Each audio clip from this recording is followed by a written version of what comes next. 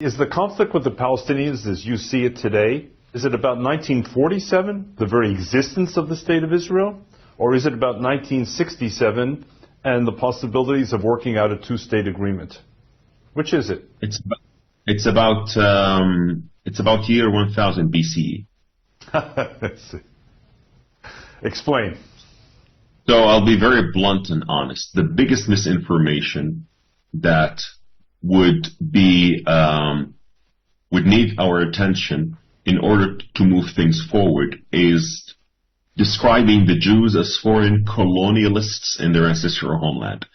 So in my professional opinion, I would say, following the different point of views in the Arab world, the idea is not 1948 or 1967. The idea is the rejection of the Jewish people to be sovereign on their ancestral homeland. This is why I told you 1000 BCE, because King David was the second king of Israel that established the kingdom, and that was the real founder, if I may say, because he was the one who proclaimed Jerusalem as the capital of the kingdom of Israel. It was Hebron before that. And this is the irony, David. You have many Muslims, my fellow Muslims, who believe, honor, revere prophets and kings of Israel named after them without making these kind of connections that the Jewish people belong to this region, belong to this land, are not foreign colonialists.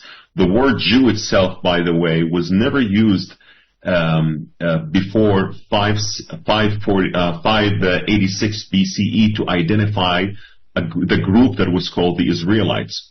But they were called the Jews because when they were exiled to Babylonia, the Babylonians asked them, where you guys are coming from? They said, we come from a land called Judah. We are the Jews. If the majority of the Israelites were taken away from the portion of the land that was called Binyamin, you would be now called Binyaminites. So the word itself, Jew, defies anyone who would say that the Jews are not indigenous to the land of Israel, because the word itself says, I am Judean, I am Judah, I am the child of this land, which is now called, by the way, the West Bank. This is why the Israelis are still calling it Yehuda v'Shimron. And why is it called Judah? Because a character that is revered, honored, and respected in Islam and Judaism, Joshua bin Nun, when he entered the land, he partitioned it into 12 sectors, and that sector was called Judah. So you see what I'm saying, David, that the biggest misinformation is describing the Jews as conquerors on their ancestral homeland, a homeland that your ancestors and many of other Jewish ancestors lived in. And we as Muslims honor, revere, and respect. We respect and honor Isaiah, Jeremiah, David, Solomon, Habakkuk, and Daniel. Many Muslims now are named Daniel in Saudi Arabia without making the connection that the name itself is Hebrew. It means God judges, and this prophet is from the line of Judah, who was living in exile. I don't want to give a history lesson, David, but I'm just saying this is very important in understanding the dynamics and in understanding facts related to why Israel is there, because Israel has always been there.